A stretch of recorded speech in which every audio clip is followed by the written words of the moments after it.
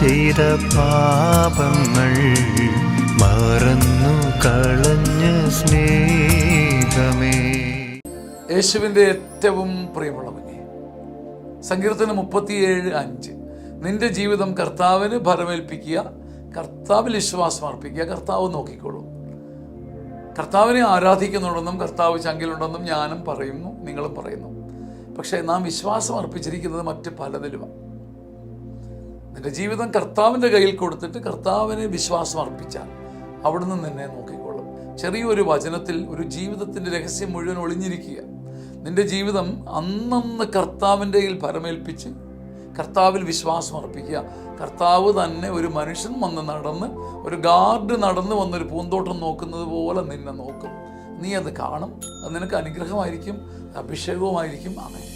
ആമേൻ. ആമേൻ.